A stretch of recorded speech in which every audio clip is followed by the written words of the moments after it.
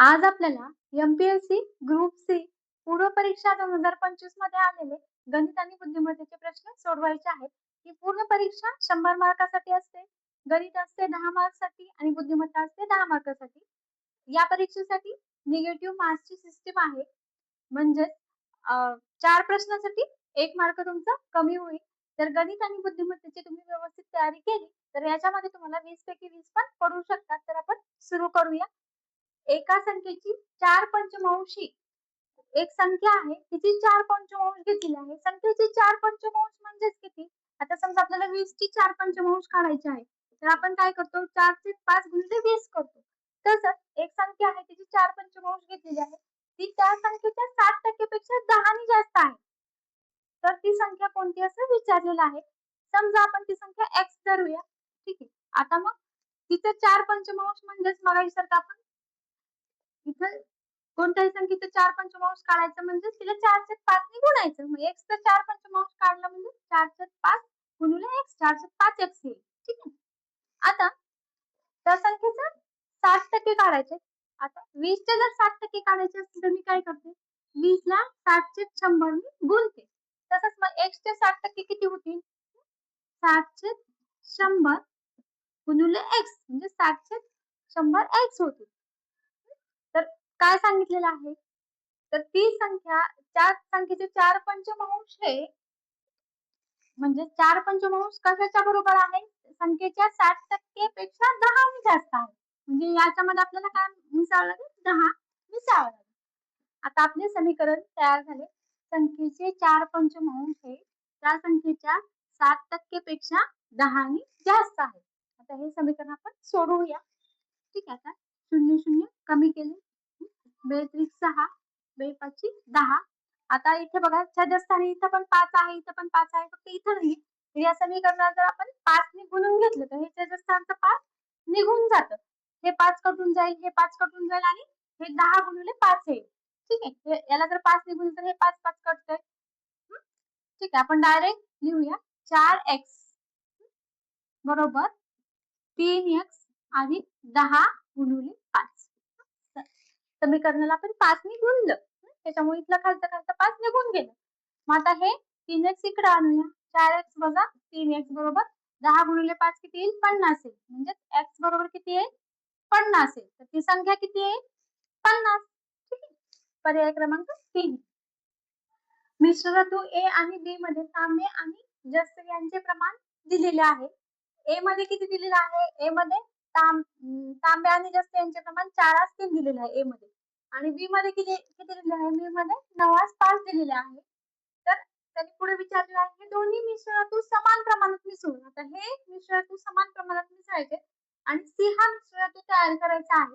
तर C हा मिश्र धातूमध्ये तांबे आणि जस्त यांचे प्रमाण किती होईल असं विचारलेलं आहे. ठीक आहे. तर आता कसं काढायचं? आता A मधलं प्रमाण माहिती, B मधलं प्रमाण माहिती आणि A आणि B मधलं मिसळून C तयार केलेलं आहे. तर काय करायचं?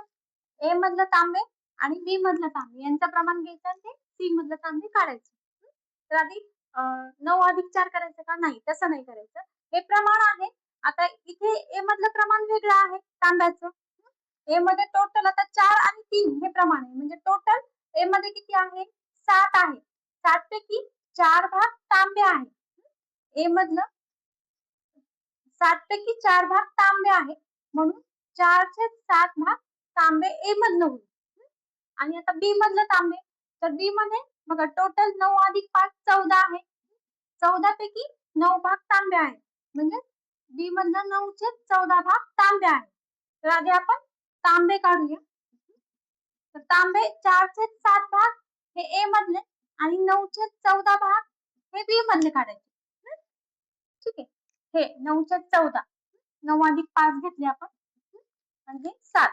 4/7 इथले पूर्ण 7 आहे म्हणून. ठीक आहे. आणि याचं जर आपण व्यवस्थित केलं याचा तिरकस गुणाकार करून ह्याची केली ऍडिशन सबट्रॅक्शन तर किती आहे? याला जर 2 ने गुणलं तर काय येईल? 8 अधिक 9 छेद 14. तर किती येईल? 9 आणि 8 किती येईल? 17 येईल. 17/14 येईल. ठीक आहे.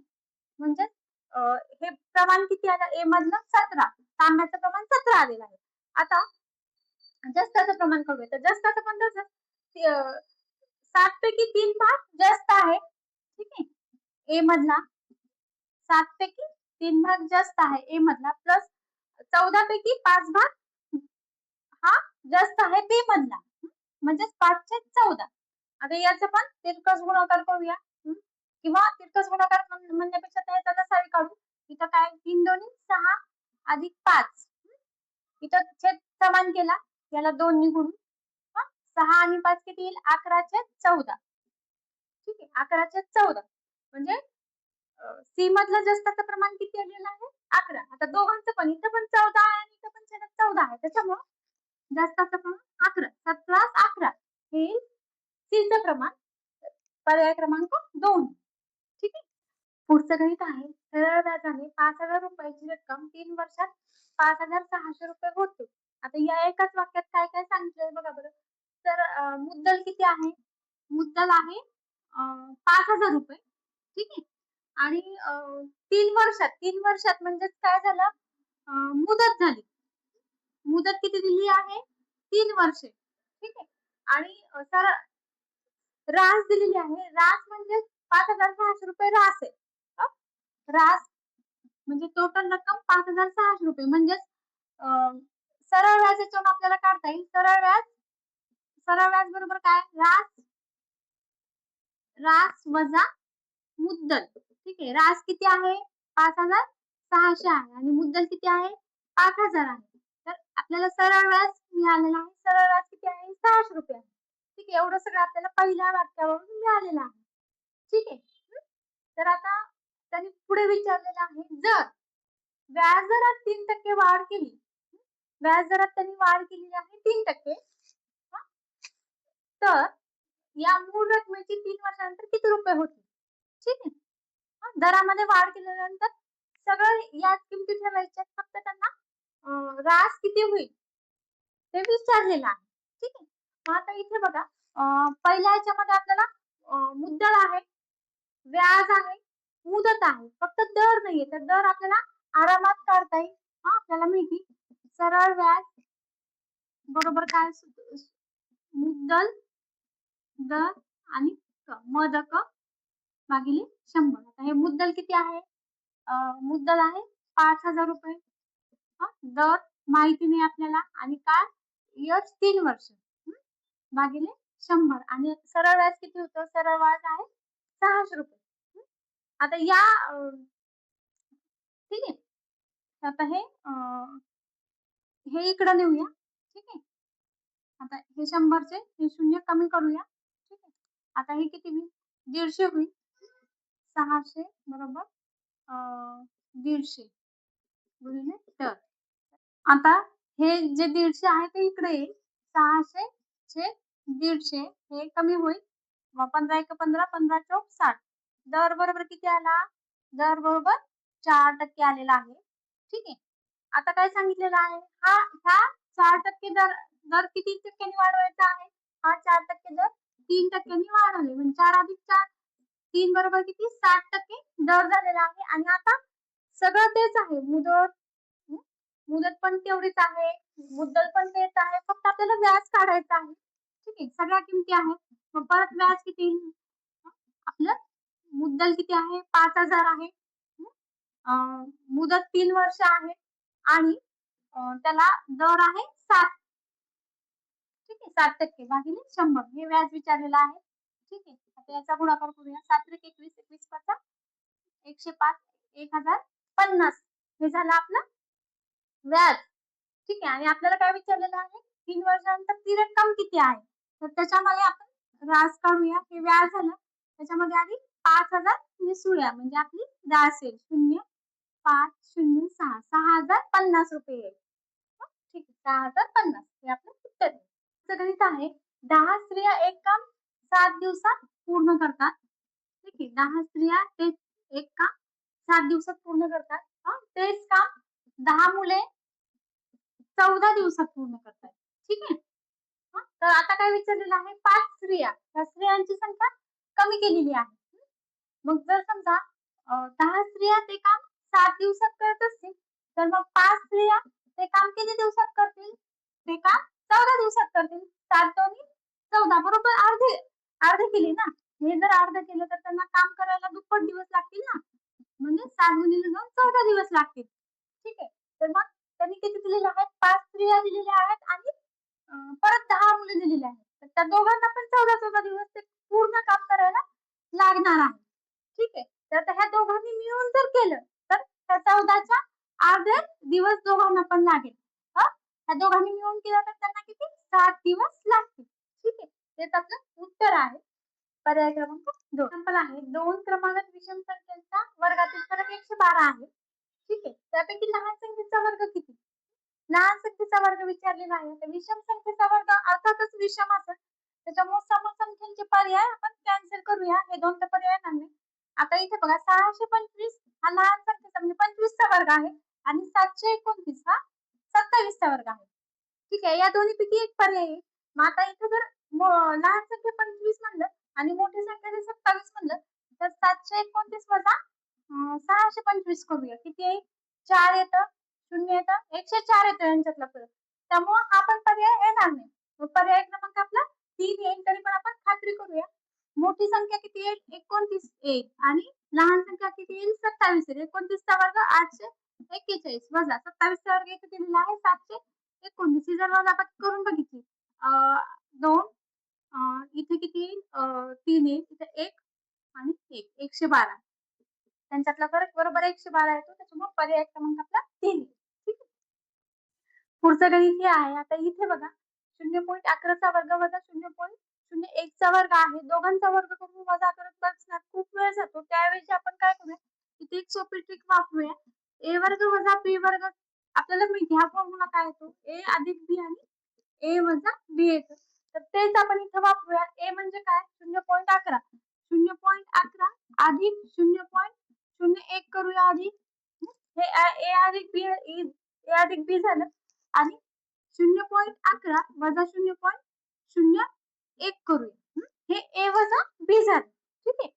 आणि या आता किती येतं मग? हे दशांशच्या खाली दशांश 2, 1 च्या खाली 1 आणि 0. तर a अधिक b किती आलेला आहे? 0.12 गुणिले आता a वजा b. a वजा b किती येतं बघा?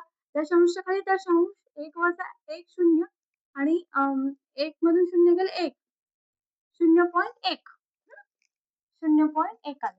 ठीक आहे. भागिले 1.2. इथे बघा खाली पण दशांश आहे आणि वरी पण दशांश आहे. या दोघांना यांचा दशांश निघून जाईल. ठीक आहे. या दोघांचा दशांश निघून जाईल. ठीक आहे. 1 2 म्हणजे याला जर मी दोघांना पण 10 ने गुणलं तर या 10 ने गुणलं आणि वरी पण 10 ने गुणलं. या दोघांचा पण दशांश निघून जाईल आणि इथं काय येईल 1 येईल आणि इथं काय येईल फक्त 12 येईल. ठीक आहे. मग आता परत 12 नी वरी भागूया आपण. 12 1 12 12 भागिले 0.12 0.01 येईल. ठीक आहे. हां. 0.12 भागिले जर 12 केलं तर 12 1 12 0.01 येईल. पर्याय क्रमांक 1. ठीक आहे. एक्झाम्पल आहे. खालील स्तंभालेखावरून वर्ष 1976 ते 1980 पर्यंत उत्पादन किती टक्क्यांनी कमी झाले हे सांगायचे आहे आपल्याला. तर आता इथे बघा वर्ष 1976 चे उत्पादन किती आहे? 1976 चे उत्पादन इथे दिलेलं आहे 3000 आहे आणि 1980 चे उत्पादन किती आहे? ते आहे ₹500. ठीक आहे. मग आधी हे किती कमी झालं ते बघूया. 3000 मधून 500 काढूया. म्हणजे उत्पन्न किती? अडीच 2500 कमी झालेलं आहे. ठीक आहे. उत्पन्न. मग आता आपल्याला शेकडा उत्पन्न विचारलेलं आहे. मग शेकडा उत्पन्न जर काढायचं असेल तर 3000 पैकी 2500 उत्पन्न कमी झालं. 3000 पैकी 2500 कमी झालं तर 100 ला किती? गुणिले 100 करूया शेकडा काढायचा. आता हे करूया याची काटछाट. हे 0 0 कटलं, हे 0 0 कटलं, हे 0 कटलं, हे 0 कटलं. आता किती येईल? 250 भागिले 3 करा. हं. 3 8 24 1 10 3 त्रिक 9 3 त्रिक 9 3 त्रिक 9 हे वाढतच जातं. 83.33% ठीक आहे. 83.33% हे आपलं उत्तर आहे. पुढचं गणित आहे. एका चौरसाची बाजू 25% जर वाढवली तर त्या चौरसाचे क्षेत्रफळ किती टक्क्यांनी वाढेल असं विचारलेलं आहे. समजा आपण एक चौरस घेतला, त्याची बाजू आपण 100च घेऊया, ठीक आहे. आणि आता जर त्याची बाजू 100 असेल, तर मग त्याचं क्षेत्रफळ किती आहे? हां, चौरसाचे क्षेत्रफळ बरोबर काय? बाजू वर्ग म्हणजे 100चा वर्ग बरोबर याचं क्षेत्रफळ किती आहे? हां, 100चा वर्ग म्हणजे 100 वर 2 शून्य वाढवायचे. ठीक आहे. हे झाला 100चा वर्ग. ट्रिक आहे ही. ठीक आहे. आता चौरसाची बाजू 25% नी वाढवली म्हणजे 100साठी 25 नी बाजू वाढवली आहे. म्हणजे या चौरसाची नवीन चौरसाची बाजू किती करण्यात आलेली आहे? 125. ठीक आहे. 100 25 नी वाढली. 125 जर बाजू असेल तर 125 बाजू असणाऱ्या चौरसाचं क्षेत्रफळ 125 चा वर्ग आहे. ठीक आहे. याचं काय क्षेत्रफळ आहे? 5 25 आणि 13 गुणिले 12 करूया. 12 त्रिक 36, 3 आले 12 एक 12, 5 15. 156. हे येईल नवीन चौरसाचं क्षेत्रफळ. ठीक आहे. आता नवीन चौरसाचं क्षेत्रफळ जुन्या चौरसाच्या क्षेत्रफळापेक्षा कितीने जास्त आहे? त्याच्यामुळे आपण हे वजा करूया. ठीक आहे. 10,000 वजा करूया. 10,000 आले जुन्या चौरसाचं क्षेत्रफळ नवीन चौरसाच्या क्षेत्रफळामधून आपण वजा केलं. ठीक आहे. इथं काय 5, 2, 6, 5, 0. 5,625 नी जास्त आहे नवीन चौरसाचे क्षेत्रफळ जुन्या चौरसाच्या क्षेत्रफळापेक्षा. म्हणजेच 10,000 साठी जर बाजू 25 नी वाढवली, जुन्या चौरसाचं क्षेत्रफळ किती होतं? 10,000 होतं. तर 10,000 चौरस असणाऱ्या क्षेत्रफळाचं जर बाजू 25 नी वाढवली तर ते क्षेत्रफळ वाढतं 5,625 नी. तर 100 साठी किती टक्क्यांनी वाढेल? 100 साठी कितीने वाढेल? टक्के विचारले त्याच्यामुळं. म्हणून 5,625 साठी 5,625 छेद 10,000 गुणिले 100 हे टक्के काढण्यासाठी असं केलं आपण. ठीक आहे. 10,000 साठी 5,625 नी बाजू वाढलेली क्षेत्रफळ वाढलेलं आहे. तर मग 100 साठी किती? म्हणजे कमी करूया. आणि आता 100 ने आपण याला टाकतोय 5,625 ला म्हणजे इथे दशांश इथे येईल. 2 संख्येच्या आधी येईल इकडे. 100 ने भागतोय त्यामुळं 56.25% वाढेल नवीन बाजू. ठीक आहे. 56.25. पुढचं गणित आहे मुंबई आणि गोवा या स्थानकातील अंतर 540 किलोमीटर आहे. 2 रेल्वे स्थानकातील अंतर दिलेलं आहे ते आहे 540 किलोमीटर. आता पुढे सांगितलेलं आहे 2 रेल्वे गाड्या सकाळी 7:30 वाजता एकाच वेळी या दोन्ही स्थानकावरून परस्पर विरुद्ध दिशेने निघतात. ठीक आहे. एक मुंबई रेल्वे स्थानकावरून रेल्वे गाडी निघालेली आहे या साईडनी आणि एक गोवा रेल्वे स्थानकावरून या साईडनी सकाळी 7:30 वाजता. किती वाजता? सकाळी 7:30 वाजता दोन्ही रेल्वे गाड्या निघालेल्या आहेत. परस्पर विरुद्ध यांची दिशा आहे. एकीची या साईडला एकीची या साईडला. आता पुढे सांगितलेलं आहे त्यांचा वेग एकीचा वेग आता ह्या गाडीचा वेग किती आहे? 60 किलोमीटर पर आवर आहे आणि दुसऱ्या गाडीचा वेग 75 किलोमीटर पर आवर आहे.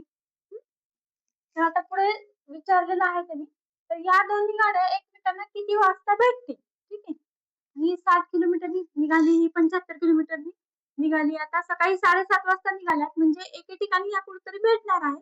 तर या ठिकाणी समजा भेटतील तर या ठिकाणी किती वाजता भेटतील असं विचारलेलं आहे. ठीक आहे. ही इथून इकडे येईल, ही इथून इकडे येईल आणि कधी ना कधी यांची भेट होईल. तर किती वाजता त्या दोघी एकमेकांना भेटतील? तर आता यासाठीचा एक फॉर्म्युला आहे. तो काय फॉर्म्युला आहे? तो फॉर्म्युला आहे distance is equal to s multiply by t. आता डिस्टन्स म्हणजे टोटल ह्या दोन्ही रेल्वे गाड्यांनी ट्रॅव्हल केलेलं डिस्टन्स. ठीक आहे. ट्रॅव्हल केलेलं डिस्टन्स दिलेलं आहे ते किती आहे? 540 किलोमीटर. आणि एस म्हणजे त्यांनी आता पहिली रेल्वे गाडी आणि दुसरी रेल्वे गाडी परस्पर विरुद्ध दिशेने निघाल्या म्हणून दोघांचे पण यांची आपण ऍडिशन करूया. ठीक आहे. पहिली रेल्वे गाडी 60 किलोमीटर पर आवर निघालेली आहे. 60 अधिक दुसरी रेल्वे गाडी 75 म्हणून दोघांची ऍडिशन होईल. परस्पर विरुद्ध दिशेने निघाले. जर एकाच साईडने निघाले असते तर या दोघांची वजाबाकी केली असते आपण. ठीक आहे.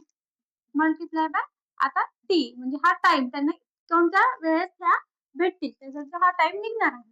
ठीक आहे. आता हे सोडूया आपण 540 आणि 60 आणि 75 किती होतं? 5 7 6 6 12 135 गुणिले टी. आता हे 540 भागिले 135 करूया. 540 भागिले 135 27 ने भागूया. 27 पाचा 35 आणि 27 दोन्ही 54. ठीक आहे. म्हणजे 5 एक 5 5 चोक 20. टी इज इक्वल टू किती निघालं? टी बरोबर 4 निघालेलं आहे. म्हणजे 4 तासांनी यांची गाठभेट होईल. ठीक आहे. सकाळी निघालेला वेळेनंतर. पण आता 4 तास म्हणजे किती?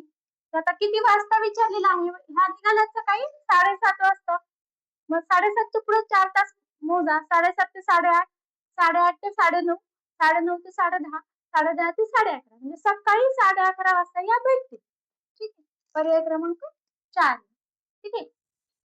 पुढचं गणित आहे. एक दुकानदार एका कपाटाच्या छापील किमतीवर 25% सूट देतो. ठीक आहे. छापील किमतीवर तो किती 25% सूट देत आहे. तरीही त्यात 15% नफा होतो. ठीक आहे. तर कागदाची छापील किंमत 23,000 रुपये असेल. छापील किंमत दिलेली आहे 23,000 रुपये. तर त्या कपाटाची खरेदी किंमत विचारलेली आहे. खरेदी किंमत. ठीक आहे. आता व्यवस्थित समजून घ्या. छापील किमतीवर 25% सूट देऊन पण त्याला 15% नफा होतो आहे. ठीक आहे. म्हणजे आता याचं उत्तर कसं काढायचं? तर आता आधी आपण 23,000ची 25% सूट काढून घेऊया. 23,000 वरची 25% सूट म्हणजे किती होते बघा. 0 25 75 7 25 आणि 50 5,750 रुपये झाले. ठीक आहे. आता 23,000 वजा 5,750 रुपये करून जी रक्कम येते त्याच्यावर पण त्याला 15% नफा होतो. ठीक आहे. आणि 15% नफा होऊन खरेदी किंमत निघते. ठीक आहे. मग आता आपली खरेदी किंमतच आपण पर्यायापैकी एक मानूया. पर्यायापैकी समजा आपली खरेदी किंमत 16,000 घेऊया. मग आता ह्या 16,000 त्याला किती 15% नफा झालेला आहे. ठीक आहे. आता ही जी किंमत येईल 16,000 जी किंमत येईल 16,000 नफा ती नफा काय आला हा नफा अधिक हे 5,750 केलं.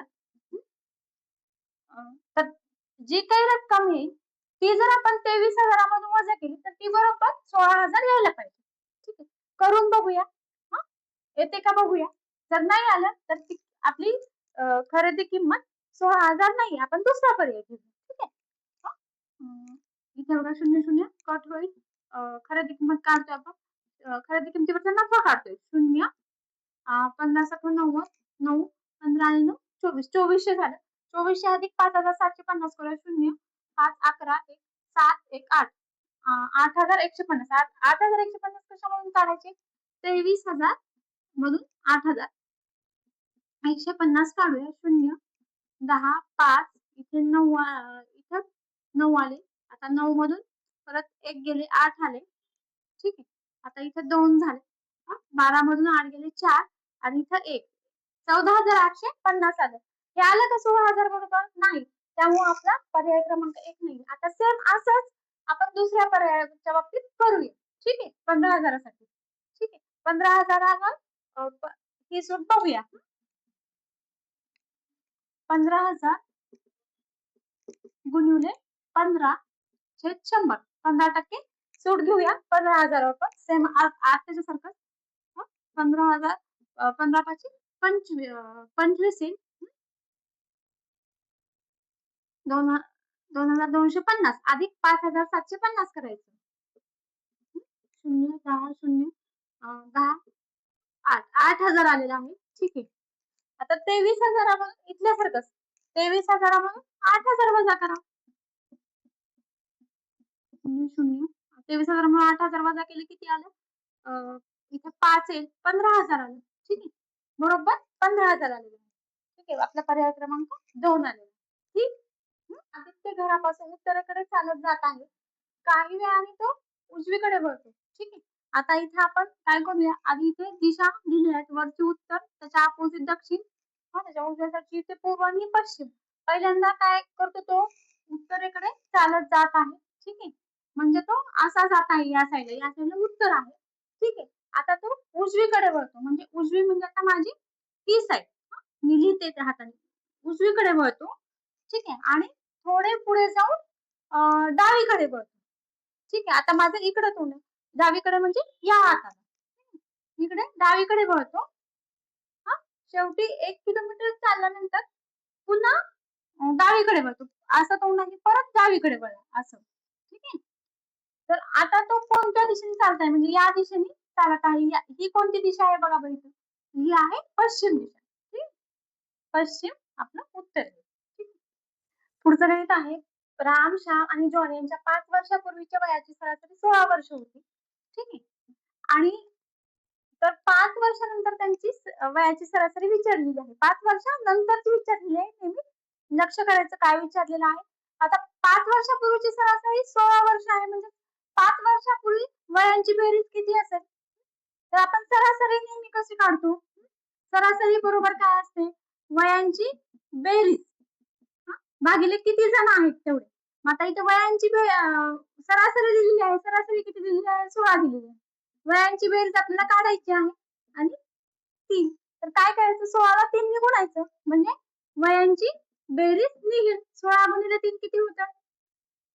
16 गुणिले 3 48 होतं. तर 5 वर्षापूर्वी त्यांच्या वयांची बेरीज किती असेल? 48 वर्ष असेल. ठीक आहे. आता मग आजची त्यांची वय किती असतील?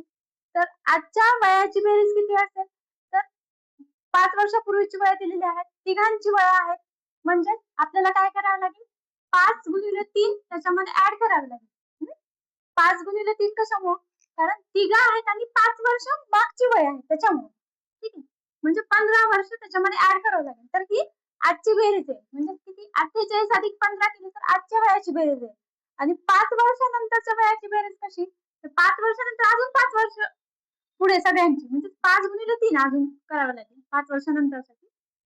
ते पण 15 म्हणजे 5 वर्षानंतर त्यांच्या वयाची बेरीज किती होईल? 48 अधिक 15 अधिक 15 आपल्याला करावं लागेल. तर 48 5 वर्षापूर्वीचं, हे 15 आजचं आणि हे 15 5 वर्षानंतरचं एक्स्ट्रा. ठीक आहे. तिघांची वय 10, 18, 1, 5, 6, 7 78 तर 5 वर्षानंतर वयांची बेरीज 78 आली. मग सरासरी कशी करायची? 78 भागिले 3 करायचं.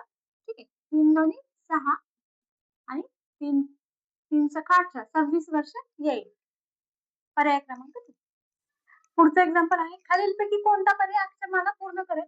आता इथे बघा ए आहे, डबल ए, इथं 2दा ए, इथं 3दा ए आहे, इथं 4दा ए आहे, इथं मग कितीदा 5दा ए येऊ शकतं.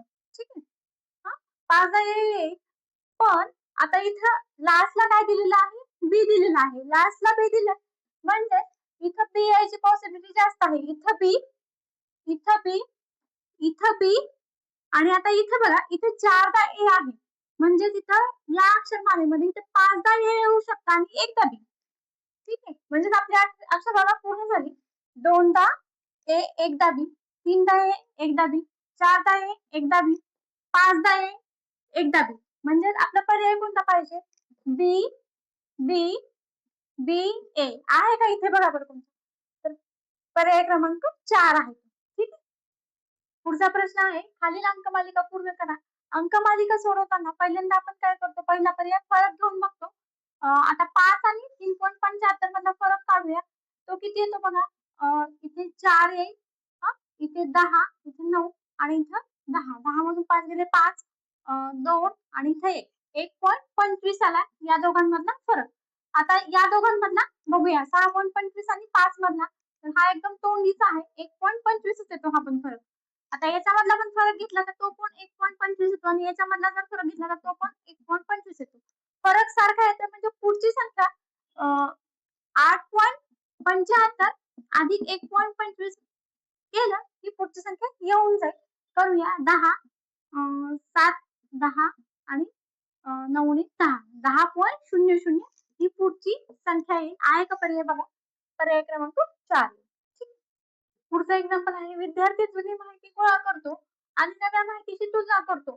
चुका शोधतो आणि निष्कर्ष सुचवतो. हा कोण मानसिक प्रक्रियाचा प्रकार आहे असं विचारलेलं आहे. तर आता हे बघा ज्यावेळेस विद्यार्थी जुनी माहिती गोळा करतो, जुनी माहिती जर गोळा करत असेल, तर हा निरीक्षण हा कधी पण येणार नाही. ठीक आहे. नव्या माहितीशी तो तुलना करतो. ठीक आहे. म्हणजे तो चिकित्सक असं काही येऊ शकतं. तर आहे ते चिकित्सक विचारवंत आणि निष्कर्ष सुचवतो. निष्कर्ष म्हणजेच मूल्यांकन आलं. ठीक आहे. तर आता अनुकरण येणार नाही आणि पाठांतर पण येणार नाही. त्याच्यावर पर्याय क्रमांक आपला 2 येईल. ठीक आहे.